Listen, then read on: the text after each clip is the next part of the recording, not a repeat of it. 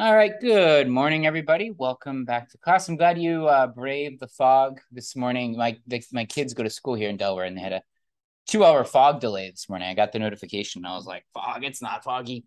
And then I came down here, and I was like, "Dang, it's actually legit foggy outside." So, especially those of you that are driving, glad you made it here. Okay. We're going to continue today talking about our brains, your brain, my brain, all of our brains. So our agenda looks like this. I want to start off just reviewing your ticket out from Monday, making sure we've got good understanding of those concepts. And we're going to pick up where we left off with the brainstem. We were talking about the medulla. We're going to get into the pons and the midbrain today. And then we've got a review activity, some drawing. And then we're going to continue on to the brainstem and possibly get into the cerebellum today as well. And then I've got some just reminders about class schedule, a little bit of details about the lab and what you did yesterday. And what's coming up down the line. So before we jump into it, what questions do you have? The brainstem was not on the lectures. Okay, that's a good question. So the lecture exam will cover, we just started the brain on Monday. No, it won't. I was thinking I would cover, the lecture exam would cover through what we do today, but I don't want to tag on just like a day and a half of brain stuff. So the lecture exam will cover everything from the last exam through the nervous system, but not the brain. Yeah, good question, Zoe. Thanks for asking. Yeah, we won't do. We'll just save the brain for the last exam. Cool. All right. Well, let's go ahead and review. I asked you on Monday on your way out, where is the midbrain located? So take a look at that, kind of refresh your memory a little bit. Try to picture your midbrain. You do some diagrams of this in class. The correct answer is in green here, between the diencephalon and the spinal cord. And only less than half the class got this right. So I just want to make sure you've got this. This is going back to our kind of classic diagram of the brain we've looked at a bunch of times. And remember, the brainstem is composed of the midbrain, the pons, and medulla. And it's located between the diencephalon, which we'll cover in class. If not today, we'll get to that Friday. And of course, the spinal cord down here. So make sure you've got a good understanding of the orientation there. And we can say, remember, we described this as being rostral to caudal. So we can say that the brainstem is caudal to the diencephalon, but rostral to the spinal cord. Second question, you guys rocked. Basically, which of the following is not an important role of the brainstem? And almost all of the class got it correct, that it's not responsible for higher order cognition and executive function. That's your cerebrum, and we'll talk about that probably next week sometime. The brainstem does, however, contain these fiber tracts that connect the cerebrum to the spinal cord. So all of the information that's passing from your cerebral cortex to your spinal cord passes through the brainstem. It is responsible for controlling autonomic behaviors like heartbeat and breathing. It's involved with the innervation of the face and head. Remember, 10 of the 12 cranial nerves exit the brain through the brainstem. And finally, it integrates both auditory and sensory reflexes. So it's kind of a reflex relay center as well. So most of you got that. You got a good understanding there. So good job with that. Any questions on those concepts? Make sure we've got that moving forward. Cool. All right, let's go back to the brain. You've looked at this diagram a bunch of times. And specifically, I want to bring our attention to this diagram. Just remember this figure is showing, this chart is showing you the developmental regions of the brain. So this is the embryonic, the regions of embryonic tissue from which your adult structures are derived. And just as a reminder, do I have this on here? Yep. The brainstem is composed of structures that are derived from 3 different embryonic tissues. Specifically, the midbrain, which is derived from the mesencephalon, the pons, which is derived from the metencephalon, and then the medulla oblongata, which is derived from the myelencephalon.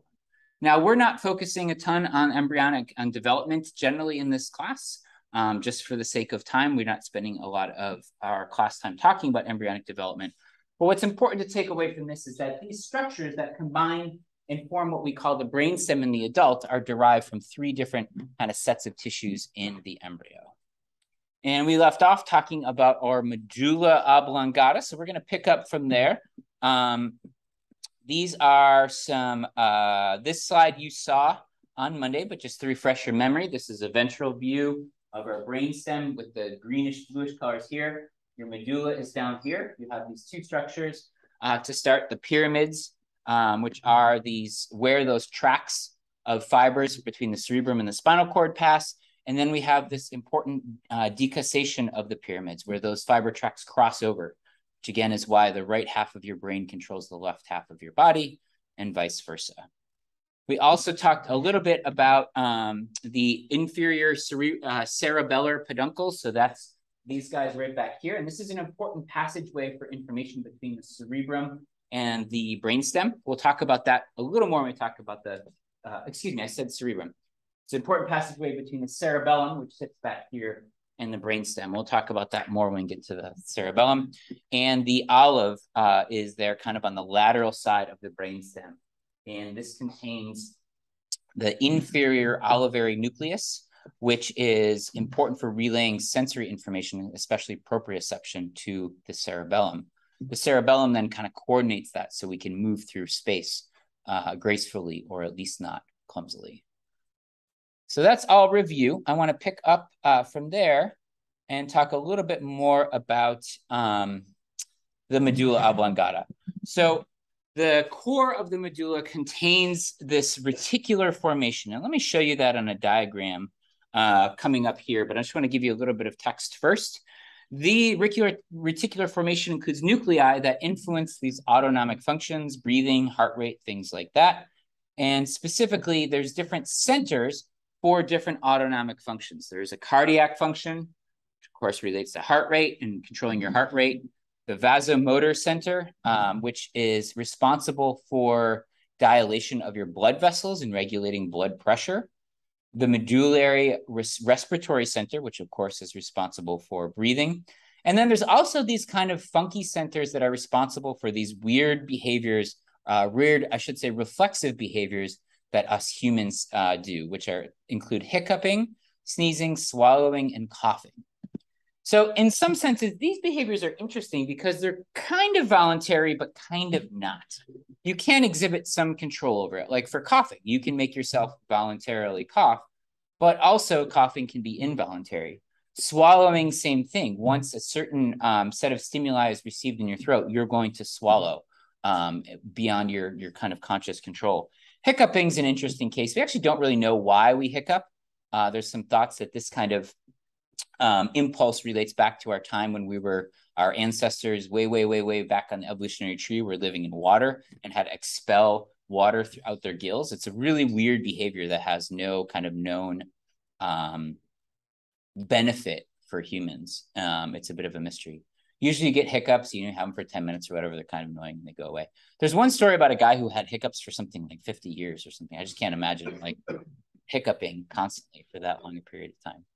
So the takeaway message here is that the medulla oblongata contains these nuclei responsible for these autonomic functions, and different nuclei are responsible for different functions.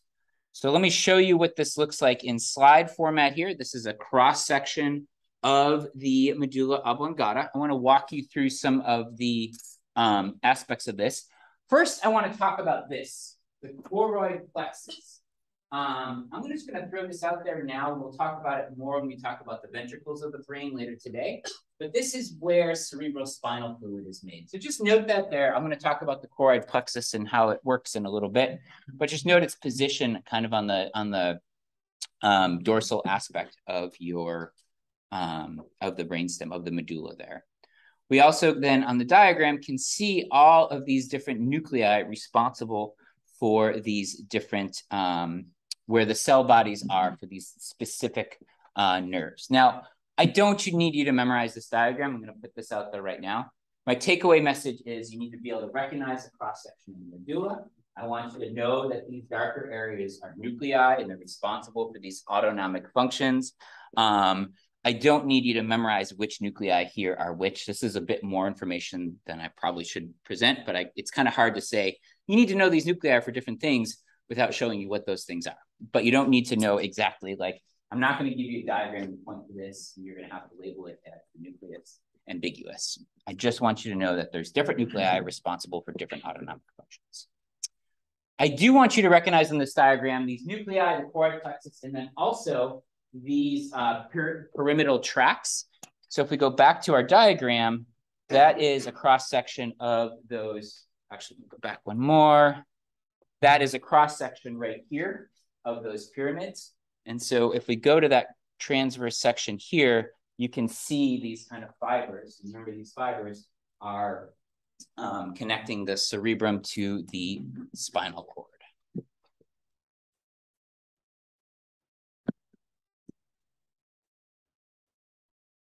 Remember, as a refresher, this gray matter, these nuclei are gray matter. And so they contain generally lots of cell bodies of neurons. And they also contain short unmyelinated neurons. Remember, they're darker color because these, we don't find this myelin sheath in the parts of neurons in these nuclei. Rather, we find the myelin sheath wrapped around axons that are traveling down the brainstem. And that's why the white matter looks white, because of that myelin. We also, the last thing I want to talk about the medulla is that it is the site of 4 of your cranial nerves. And so these are nerves that extend from the brain to the periphery of the body. There are 12 cranial nerves we'll talk about in more detail in lab, but I want to start orienting you to them now.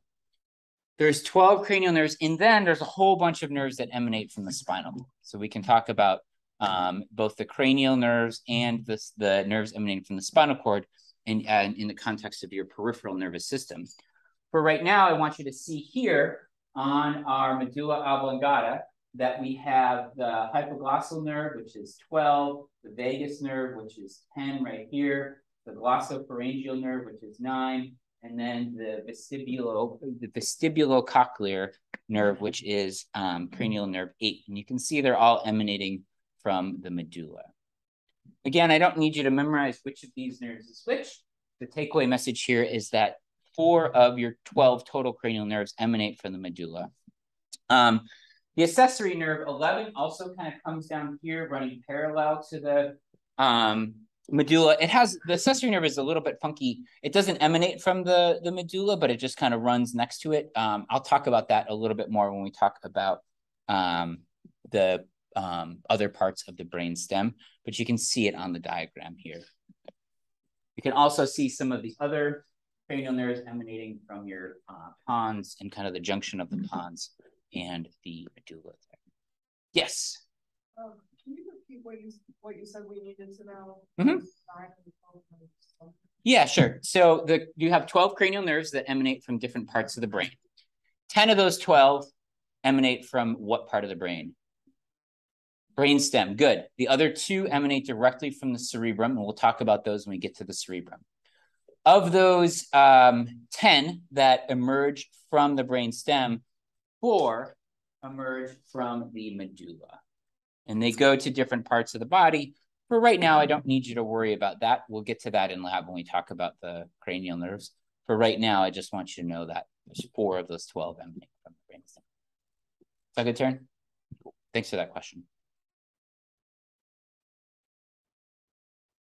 All right, that's all I have to say about the medulla oblongata.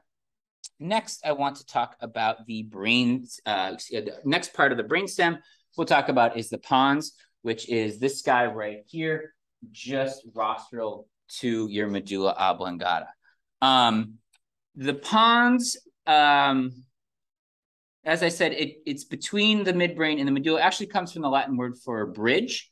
And so it's kind of a bridge between this midbrain and the medulla there.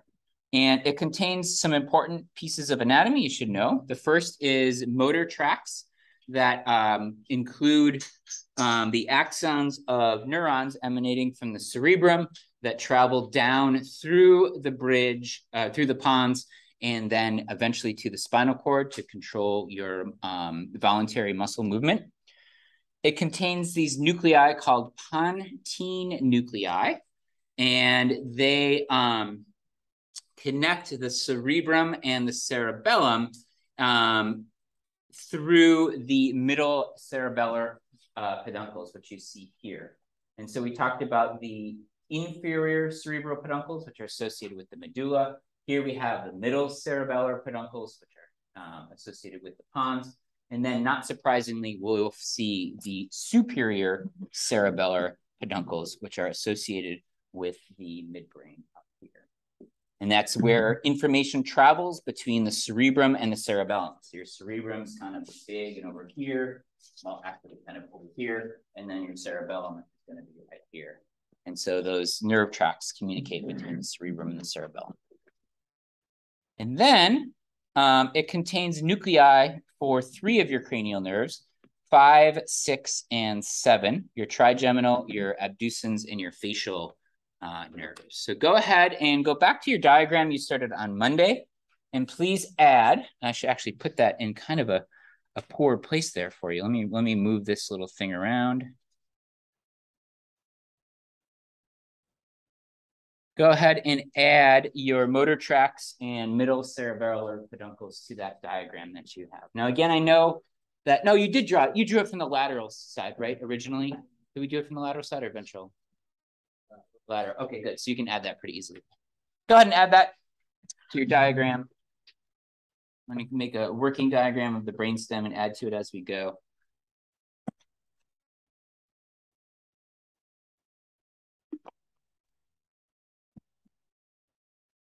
And if you weren't here in class on Monday and haven't had a chance to watch the lecture yet, go ahead and just draw a big old diagram of the brainstem from the lateral view. And you can add these things, and you could go back to our lecture on Monday and see the first parts that you can add to your diagram.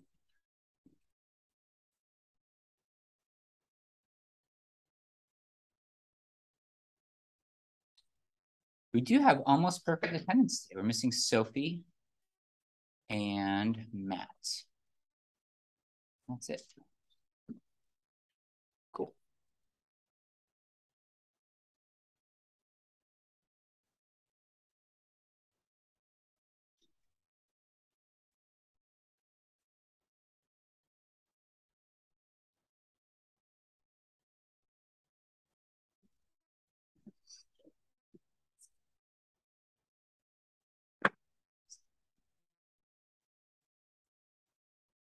All right, I'm just going to change views here and show you those cranial nerves for which the nuclei are contained in the pons from a different view. And that is 5, 6, and 7. So the trigeminal, abducens, and your facial nerves. So the nuclei for those nerves are in the pons, and then the nerves emanate from the pons. So we have 4 your cranial nerves from the medulla, 3 from the pons. So can you guess how many from the midbrain? Close. What did you say? 2? Nope. 3. Yep, because there's 10 total in the brainstem. So 4, 3. Go ahead, Jim.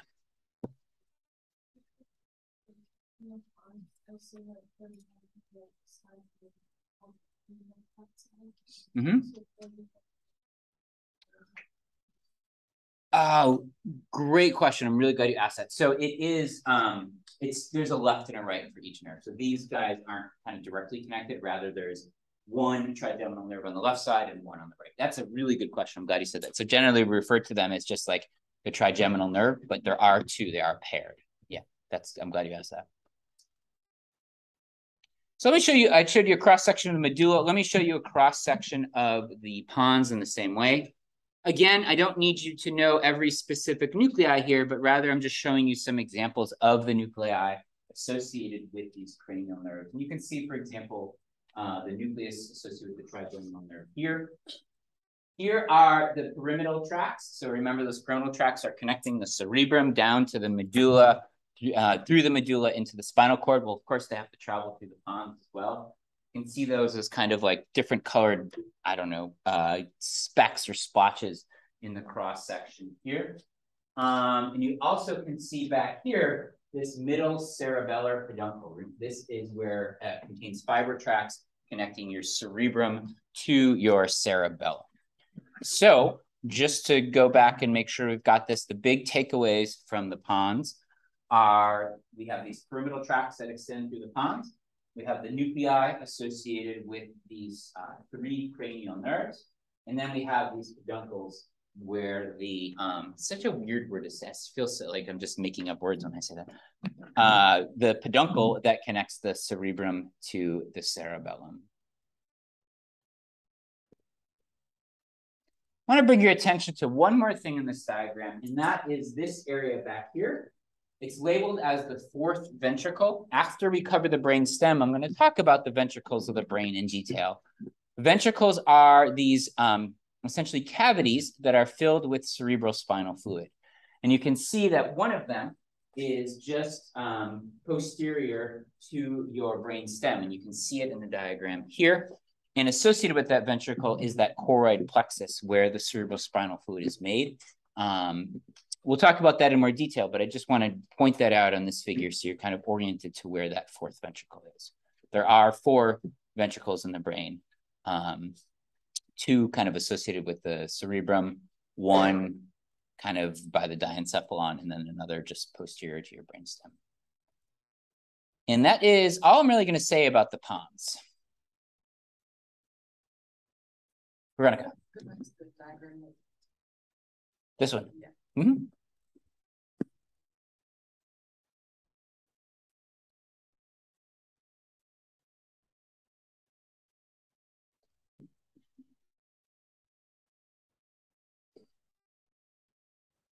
I have a question just out of curiosity. Going back a little bit of this vectorization of the pyramid, is there like an evolutionary reason like why the brain controls the other side of the body? Yeah, okay. So Holly's question is there an evolutionary reason why we have this crossover?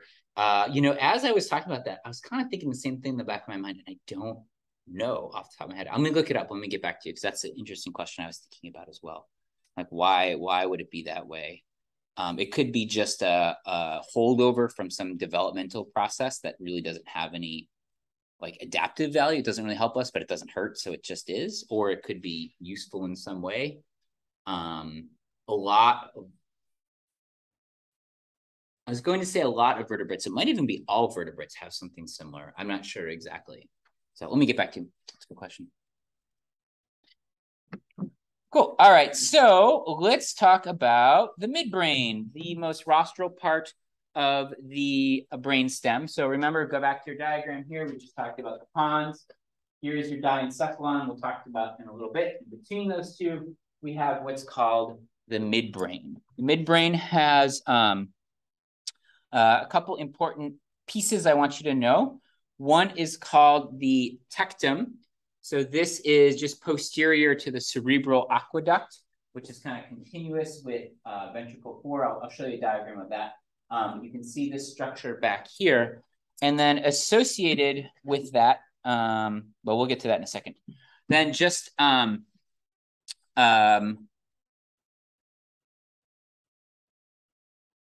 and then in addition to that, sorry, I got myself a little mixed up, but this is right. We have this cerebral peduncle, which contains these pyramidal tracts. So remember those pyramidal tracts travel from the cerebrum, which is, up here, travel down through these cerebral peduncles, through the pons, through the medulla, and into the spinal cord. Be careful here.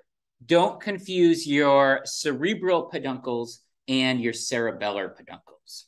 This is the cerebral peduncle associated with the cerebrum.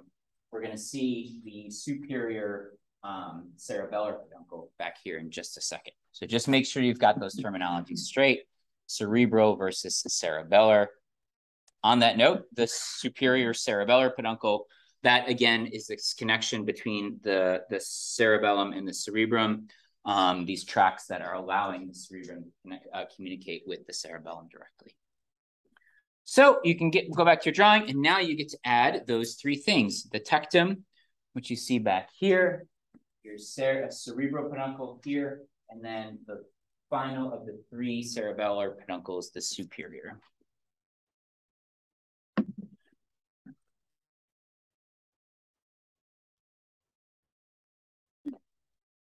And I'm going to talk about these structures associated with the tectum in just a second on the next slide, but I'll take a second and let you get those ones down, and we'll move to the next slide.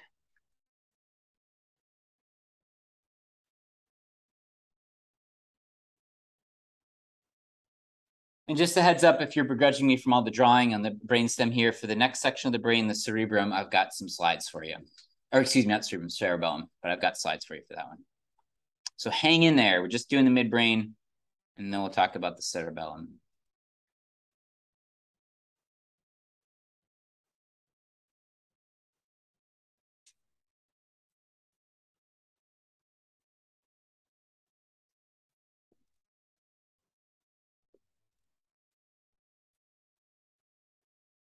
Okay, so I want to dive into these structures associated with the tectum in a little more detail here. And those are called the corpora quadrigemina. Now, you can't see it from this view, but there's actually four of these kind of, I don't know, more or less like spherical structures here. There's two on the left and two on the right. This is a lateral view, so you're only seeing them two on the left side. You need me to go back, Kelly? Yep, let me go back, sure. Get so excited about the corpora quadrigemina. Can't wait. Yep, go ahead, Taryn. Okay, so on the last one that we did, talking about the track, isn't that the same thing as the where it's pointing to the cerebral developments?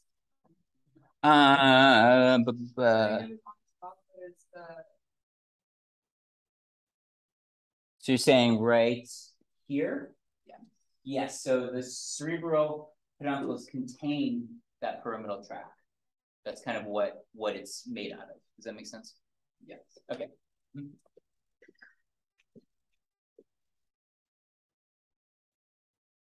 And that pyramidal tract extends from the cerebrum through the midbrain, through the pons, through the medulla, down to the spinal cord.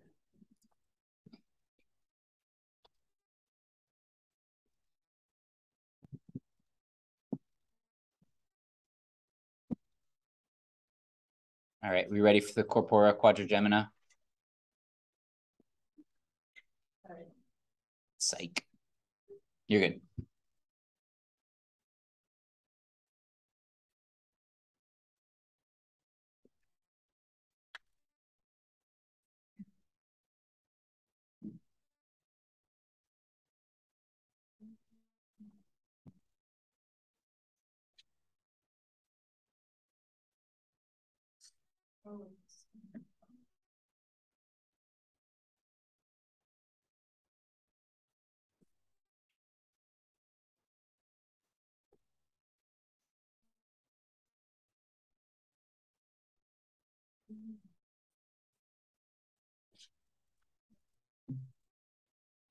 All right, so these there's four of these bodies, and they're divided into there's a pair of them superior, which are called the superior colliculi, and then a pair that are inferior called, cleverly, the inferior colliculi. Now, the corpora quadrigemina is the name we give to this structure in mammals. So just to make sure I'm clear, I don't know if I explained this well, going back, we have this tectum. This is what we call the structure in all mammals. In us humans, this is specifically called the corpora quadrigemina. So the tectum is the same thing in us humans, is equal to corpora gemina. It's the same thing. And then that is, it has two pairs of nuclei. So there's four total, superior colliculi and the inferior colliculi. You go ahead and add those to your drawing as well. Please remember that those are paired, and in your drawing from this lateral aspect, you can only see the left. But when I'll show you another diagram in a second, and you'll see it from behind. You can see that there's four of them, hence quadrigemina.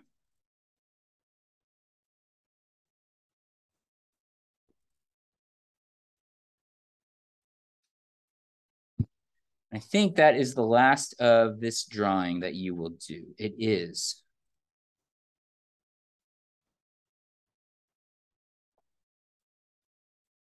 But then you have another drawing. Don't worry.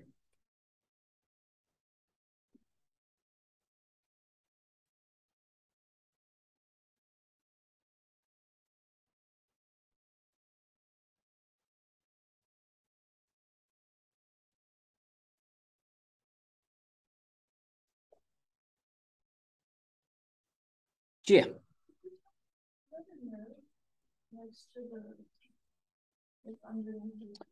Oh, yeah. You know what? I'm realizing that I don't have my slide with the other cranial nerves that emanate from... Huh. I accidentally edited out the other cranial nerve slides for the midbrain. It is, in fact, that, and I'll have to go back and add that back in. But yeah, you're right. That is 4, I believe. Well, let me check that. Look at it right now. 3 or 4.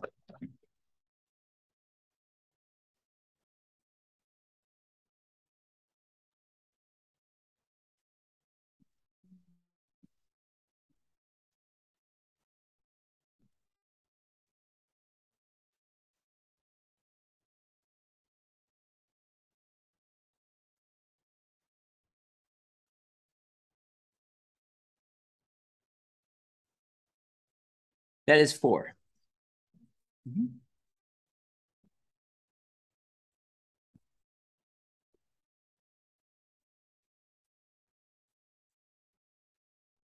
Oh, wait, that's the one. Yep, that is 4. Yep. So as with the medulla and the pons, I do want to show you a cross-section of the midbrain as well. Again, important structures you should identify. We have the white matter and gray matter, right? We have this cerebral aqueduct. So this is continuous with that ventricle where we have cerebral spinal fluid flowing. In this diagram, you can see pretty nicely here these cerebral peduncles, cerebral, not cerebellar, and this contains those pyramidal tracts that are communicating between the cerebrum and the spinal cord. We can also see the tectum, which is that corpora quadrigemina back here in the dorsal aspect. And then you can see some different gray matter. And I want to talk about 2 of those specifically. One is what's called the red nucleus. And you can see that it actually is a reddish color. And it contains motor tracts that are responsible, contains the nuclei of neurons that are responsible for the flexion of your limbs. And for reasons that I don't know, actually, it's highly vascularized. So there's a lot of blood and iron in there. So it has this kind of red coloration. We also see this other kind of really dark gray matter called the substantia nigra. And this is, this contains the cell bodies of neurons that are associated with the cerebrum that control voluntary movement. And this is actually the part of the brain where there's trouble in Parkinson's disease. So Parkinson's disease, one of the symptoms is very like jerky, shaky movements. And sorry about that. It's my, and so because those movements aren't coordinated because of degradation in this nigra, we see that kind of loss of voluntary movement control and that kind of shakiness. So let's see, what else do I want to say? Oh, and then there's also this gray matter that's around the cerebral aqueduct known as the periaqueductal gray matter. And this is involved with like your flight or fight response. So your stress response, and as well as visceral pain. So like pain internal to the body. Now, for this one, I do want you to be able to identify the red nucleus and substantia nigra on this diagram, as well as these pyramidal tracts in the cerebral peduncle and the cerebral aqueduct there. So make sure you can identify those structures on that cross-section of the brainstem, or the midbrain.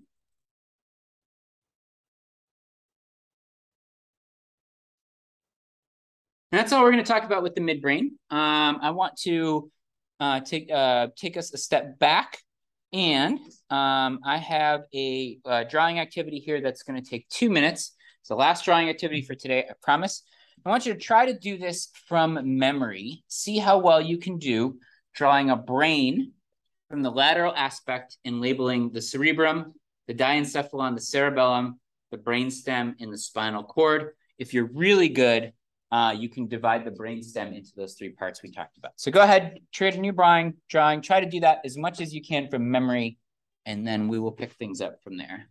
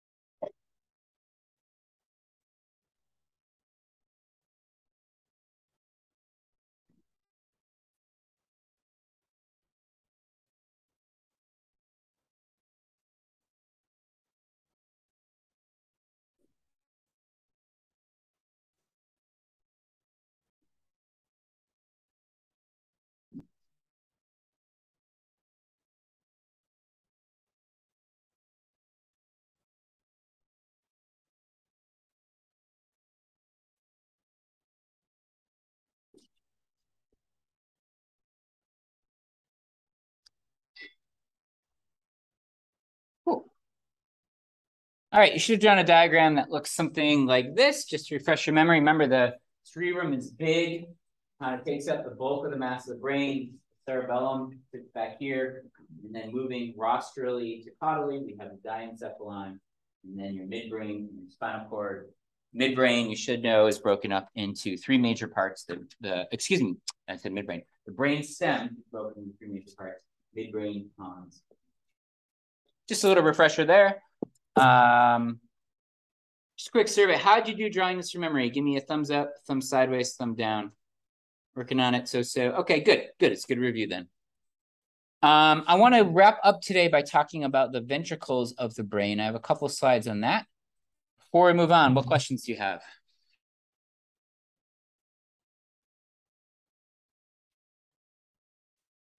Cool.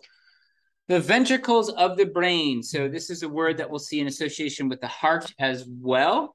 Are these fluid-filled cavities, and they are specifically filled with something called cerebrospinal fluid. You have four of these ventricles. You have a left and a right lateral ventricle. So this is an anterior view. So we're looking at the brain kind of straight on like this. So we have a left lateral ventricle and a right lateral ventricle. Notice they're kind of shaped. It's a little hard to describe their shape because they're kind of like these ram's horn shape. They kind of wrap around. And that has to do with the fact that your cerebrum during development originally forms in a straight line and then kind of bends in. We then have the third ventricle here, and then we have the fourth ventricle here. The fourth ventricle, you might recall, is just dorsal to the brainstem. And so specifically, you've got your medulla and your pons here, and just behind that we have this fourth ventricle. A couple things I really want you to know about these ventricles is one is they're all continuous, and they're continuous with the central canal of your spinal cord. So the fluid flows through that central canal of your spinal cord up and around the brain, and then it's continuous with the fluid that surrounds your brain as well. And I don't know if we're gonna have time to talk about that today, but when we get to that, you'll see that all of this cerebrospinal fluid is one big continuous body of cerebrospinal fluid, and it moves around. The other thing I want you to know is that this these ventricles and the central canal are lined by these ependymal cells. So remember, the ependymal cells are one of those 4 types of glial cells found in the central nervous system. They are a type of epithelial cell, and they line the cavity of these ventricles. And what's cool about them is they're ciliated, and so they keep that cerebrospinal fluid flowing around through the ventricles, around the outside of the brain, and then through the central canal of the spinal cord as well. So this is where you get to see those glial cells in action. The cerebrospinal fluid is important for a number of reasons. Functionally, it provides circulation for removal of waste and also delivers some nutrients. Also provides padding for the brain, especially the cerebrospinal fluid that surrounds the brain, provides a kind of cushioning and protection from impact. So that cerebrospinal fluid is really quite important. If we look at this from a lateral view, you can see how those left and right lateral ventricles are kind of ram-shaped, and they kind of go around like this.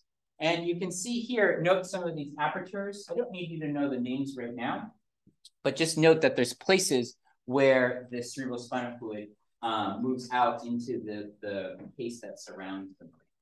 So I want to emphasize that all that cerebrospinal fluid is continuous, meaning that it's kind of one body of liquid. You can see on this diagram, actually, this is a nice one to show you the third ventricle up here, kind of associated with the Myelencephalon, and then the fourth ventricle, which is just back here, kind of behind the brainstem. That's all I really want to say about cerebrospinal fluid right now. You'll be able to see in lab really nice, in some of our cross sections of the human brain, you can see these really nice spaces for those ventricles. Next up, we have the cerebellum, but I'm going to stop here and just offer some quick reminders, and you've got a ticket out today. We'll talk about the cerebellum and the diencephalon next, and then get into the cerebrum probably next week. With that in mind, oops, I don't want you to have that QR code yet. Hold on one second. Oops.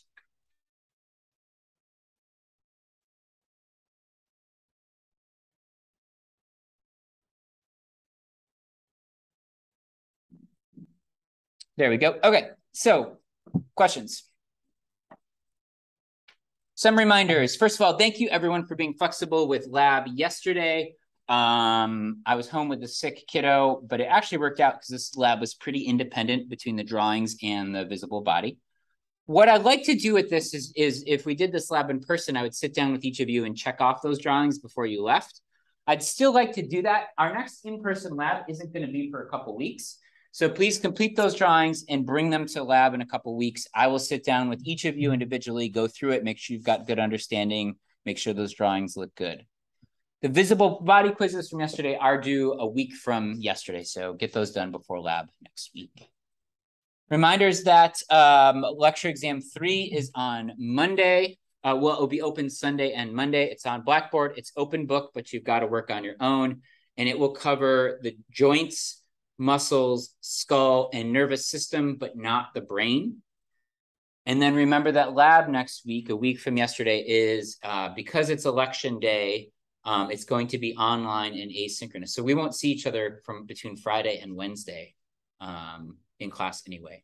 And that's going to be on your sensory systems, and I'll post all of that in Visible Body next Tuesday. So just know that you will have a lab, but it's flexible in terms of the timing of that. Remember that Danny has tutorial sessions. This next one will be Thursday in the library. And then just to take it out, 3 points. Again, I'm going to ask you to upload a couple pictures. Try to answer the questions as best you can off the top of your head. It helps me kind of know where you're at to set up our next lecture. Otherwise, thanks for being here, everyone, and I will see you on Friday. Gia, go ahead. Oh, I didn't set the time limit. It's going to be the same as last time. I think it did 70 minutes. And then those of you that have extended time, that's automatically factored in on top of that as well.